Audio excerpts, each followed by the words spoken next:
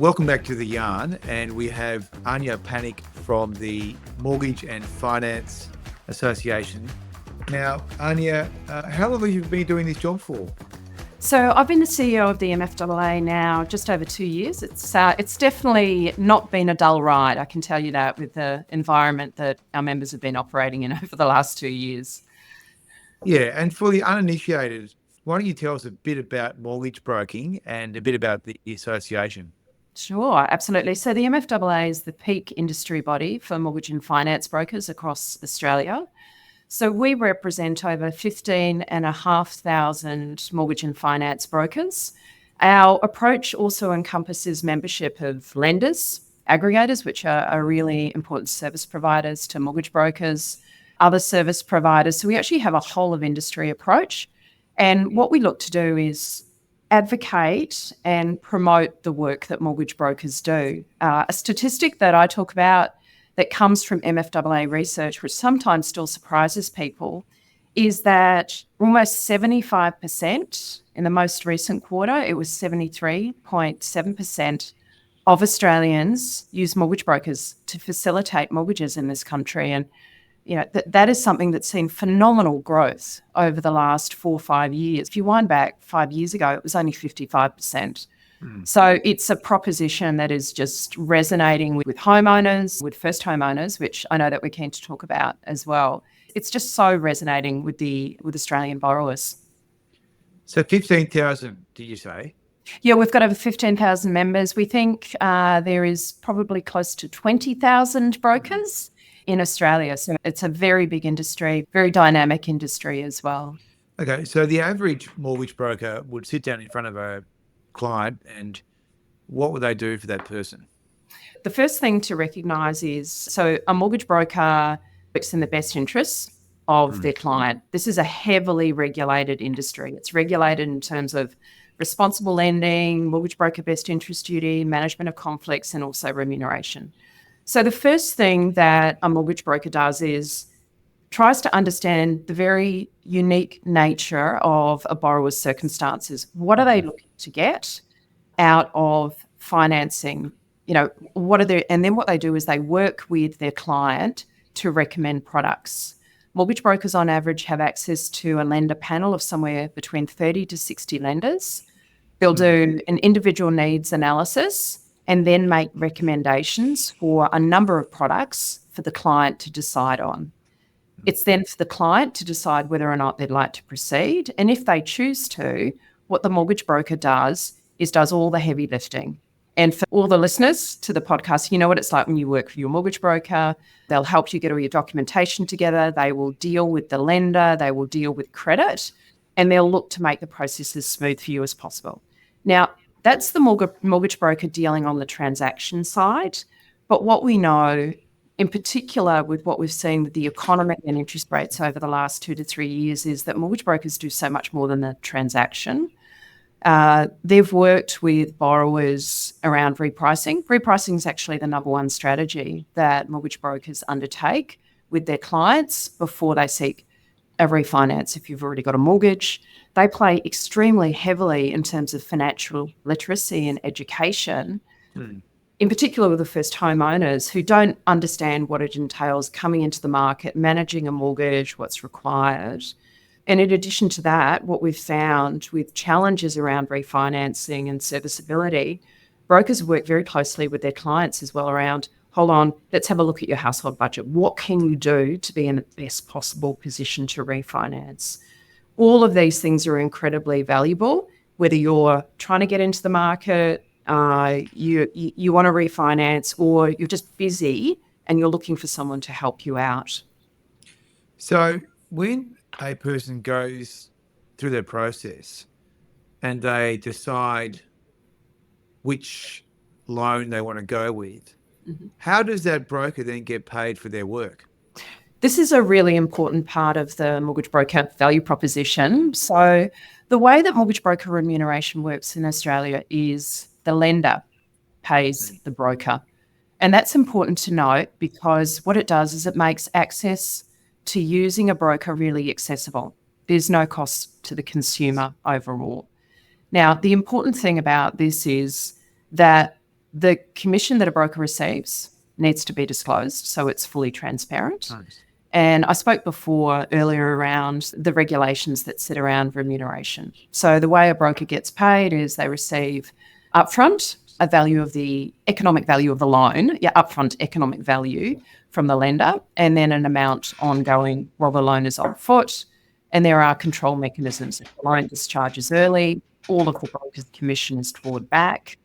The broker only receives commission, importantly, on the amount that the borrower draws, less any funds that are held in your offset account if you get an offset. Now, why that's important is there's no incentive to put borrowers in larger loan sizes overall. So it's a very transparent model. It's heavily regulated as well. And in our mind, it works incredibly well for the credit assistance model across Australia. The reason, and I'm not just saying that because I'm deeply passionate about this industry and I see, the fabulous work that our members do. We know when we work with AFCA, we know when we work with large licensees, there are negligible complaints in AFCA, which is the ombudsman, the external dispute resolution body for financial services in Australia, negligible complaints. And importantly, as I quoted earlier, market share continues to increase. Australians, they choose their broker, they trust their broker. The system works. Okay, so basically the way it works is someone comes in, they go through the menu, they choose something, the broker's remunerated, they get the mortgage. That's basically the way the transaction works. How is the industry going at the moment, and what are some of the major issues that are really coming across your desk as the head of the mortgage broking?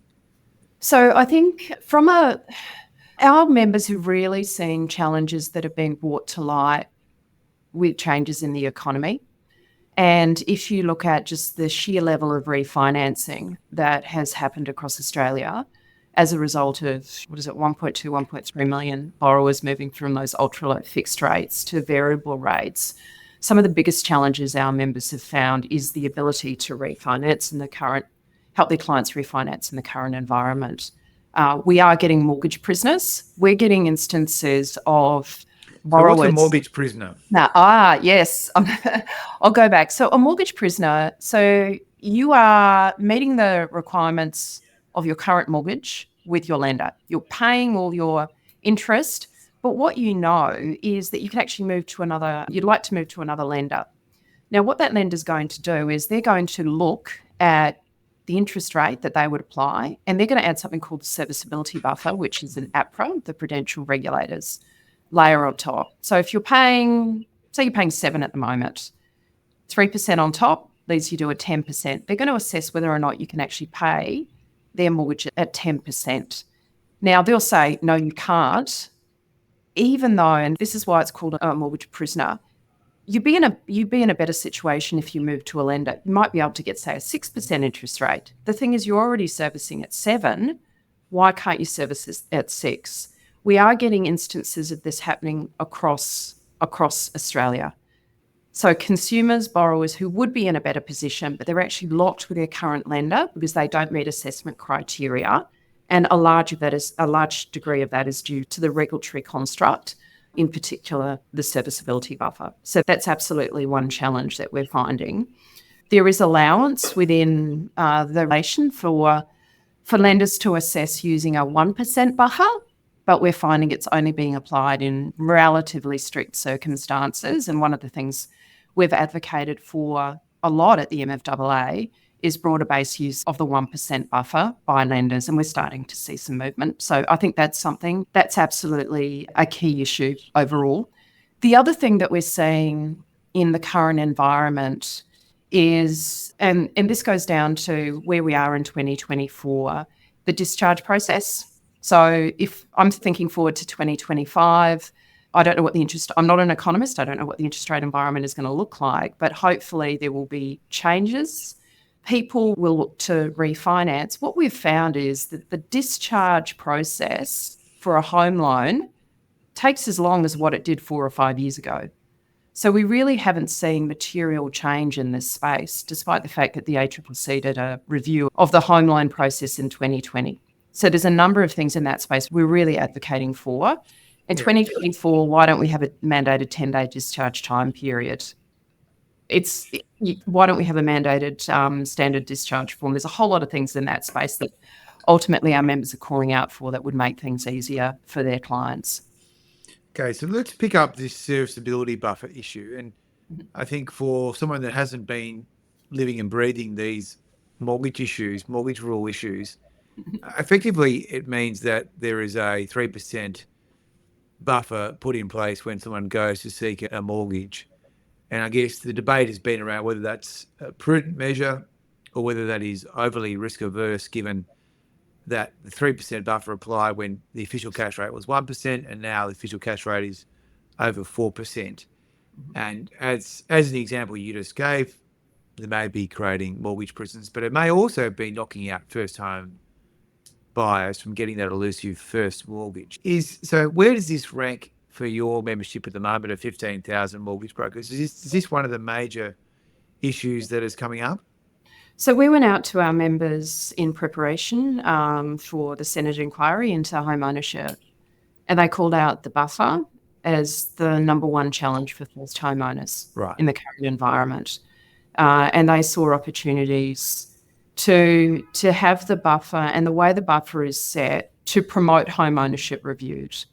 Absolutely. If you look at the characteristic of a first home borrower, they don't have equity. Obviously, it's their first their first home. They may be lower in terms of income. So they're coming into the market with no doubt less of a deposit or a key reliance on some form of government scheme.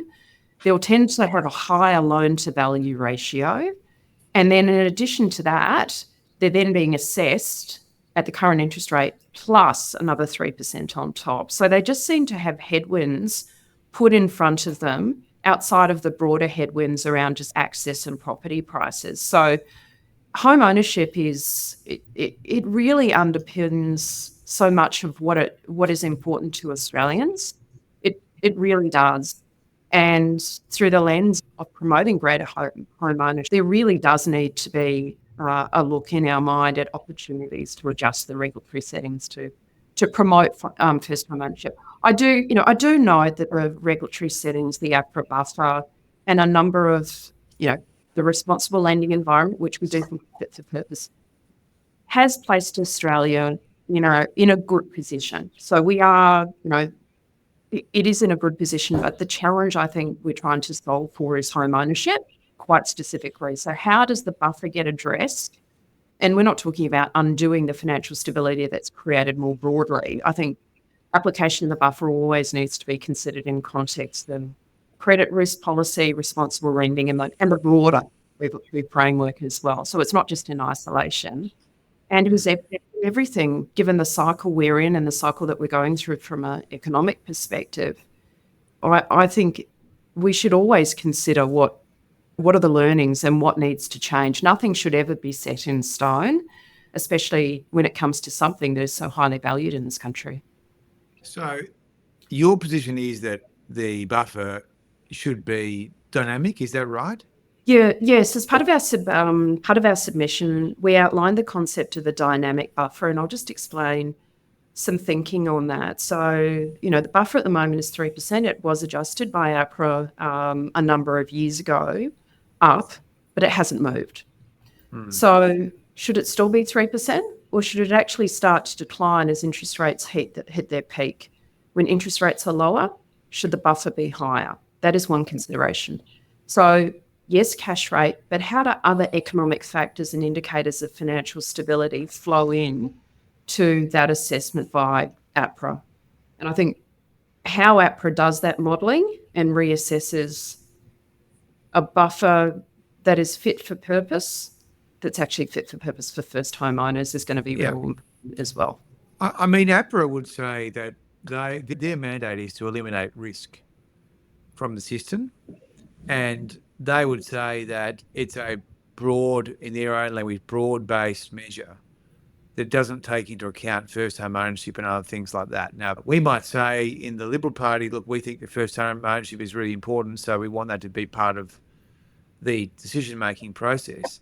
Others will maybe not agree with that, but your view is just that it should be taking into account changes in the market and the cash rate. Is that right? Yes, I believe so. It should be. We reflect on responsible lending as the body of law mortgage brokers operate under, which is scalable, it's flexible, it takes into account the Yeah, unique. no one seems to think that should change. No, Everyone seems to be happy with that now. it's a very sort of principle-based law, and responsible lending has held borrowers, and we think it's held borrowers in very good stead. There's no flexibility in the buffer. And if I can come back to your comments on mandate, the mandates of APRA, the RBA, it is very clear. But I think if you stand back and connecting highly valued aspiration of home ownership with the mandates of each of those three, where does home ownership sit? So is there an opportunity for the Council of Financial Regulators, is it APRA? Like, where does it sit that there is a lens of encouraging home ownership within the mandates or within the policy settings? It does appear to be absent. And I think that's become quite clear when you start looking at regulatory settings and how to adjust regulatory settings under what mandate. And how would that need to happen? Yeah, historically, we've been a country, well, since the Second World War, where home ownership was a big feature of our system. Over the last little while, there has been a dip in first home ownership. And so I think it is appropriate that we look at the regulatory architecture we have here in this country, because we don't want to become a country where people don't own houses.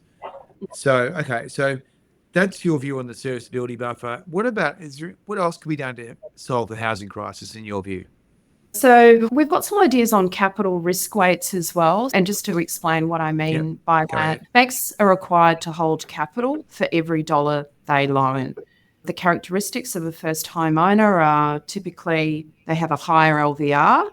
Never guess what? Banks need to hold higher amounts of capital for higher LVR loans. Now, there's some concessions in the APRA standards around that, but they really only cover government schemes and LMI.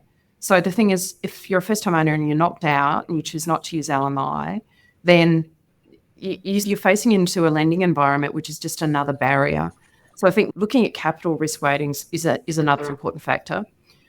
There's one further thing, and it actually in the regulatory. Just before we go on, so on the capital risk weighting, are you saying that there's regulatory arbitrage there, that effectively you get a different risk weight depending on whether you have LMI? Yes, that's right. Under APRA standards, so for example, if you're an owner-occupier with a P&I loan, the up to sort of 70, 80%, there's no difference whether you have LMI or not. But suddenly if you start going above that, there's a differentiation. So for an LMI loan, you can get a 70%, or sorry, I'll say 55% risk weighting if your LVR is above 90% under APRA standards. But if you've got no LMI, it's 70%. So this is differential. And there are also criteria. Some lenders treat the government schemes concessionally as well. But the criteria for that is quite tight. And that sort of leads me on to my next statement, which I think some of the APRA credit risk weights and also the construct of the Credit Act, which is another thing that we've called for. Government, both at state and federal, have played a really important role in assisting first home owners into the market. And that is through various government schemes. We know that is important. But increasingly, what we're finding is new entrants come to market, and by that I mean new lenders, with really great products, innovation if it's around equity share, a whole lot of other things. It's the private sector innovating, which is fantastic to see in the lending market. The first challenge is some of these products don't fall within the Credit Act, because the Credit Act was drafted on the basis that you have a loan and you repay principal and interest. So we think there's an opportunity to look at the Credit Act and see whether or not it could be opened up for more innovation. As recently as yesterday, I was actually talking to one of the senior credit law lawyers in Australia, and she mentioned to me she's having people come to her with fantastic innovative ideas that are successful overseas in terms of promoting home ownership. The UK market was referenced. They come into Australia, the first barrier they meet is they can't use their product under the Credit Act. Borrowers can't get consumer protection. Brokers are quite reticent to use the products as a result. So there's definitely something in that overall. Yeah. I mean, the most people probably have never heard about the capital risk weighting system, but it is a system which impacts the price of mortgages, and therefore it is very material. One of the ideas that's been put forward by the investment bank Barrenjoey is that there would be a lower capital risk weighting applied to mortgages for first home buyers. Now, some people think it's a good idea, some people think it's a bad idea, but what I have discovered in looking into the detail of how APRA does this is that there are so many permutations of capital risk weights, including the one you just mentioned there, where there's lender's mortgage insurance or not. The type of lender's mortgage insurance can determine the risk weighting. So I think it's an interesting idea for us to keep talking about, whether or not you would go down the pathway of changing the risk weights for first home buyers. Is there a safer way, do you think, to do that, or what are your views on that issue? So the reason that things like LMI and government schemes are included in these APRA guidelines is they're seen to reduce the risk that comes with that extra deposit which the borrower can't achieve. I think the thing is that what else can sit in place of that 5, 10, 20% that actually should be treated in the same way? It's about de-risking, I guess, the lend from a lender perspective and from APRA's perspective. I'll just come back to what I was saying before. I think we've got to learn and find ways to innovate in lending. Should all of the solution necessarily sit with government? I think in terms of legislation and working with the regulators and regulatory mandate pursuits, absolutely. But the private sector, lenders have got a role to play in this, and we've got to also create an environment that encourages innovation to really encourage some of the more incumbents in the market to challenge their footing. So this is one of the ideas that I think needs to be considered as well. Yeah, it's a very interesting idea. Now, everyone who is human knows that you can't solve the housing crisis without building more houses, and there's a significant supply side piece. Now, we haven't bored everyone with that today because I think people find that to be quite a repetitive discussion. So we focused today on those issues which, of course, would be needed as complementary solutions, wouldn't they, to the supply crisis. And I was just wondering whether you have any views about the supply issue, or whether you're just in general agreement that, of course, we need to build more houses if we're going to have a better overall position. This is the housing crisis is incredibly complex, and I don't think we can step away. There are significant supply side issues, really significant supply side issues that I think a really multi-pronged approach needs to be considered. From our members' perspectives, from mortgage brokers' perspectives, what I know is that our members they're trying to find solutions to help first home buyers into the market, to educate them, access to schemes and all the rest. But I do agree with you that the challenge around supply side and just the housing we need more broadly in the country, it's not going to be solved overnight, and it's going to take a very coordinated national approach. Absolutely. Well, look, Anja, it's great that you're there. Thank you for being there. It's terrific to have a strong mortgage broking voice in this key debate, because it's very hard to imagine people will get a house without getting a first mortgage. So you're a really important voice in this debate. So thank you for being on the yarn today. Thank you. Thanks for the opportunity.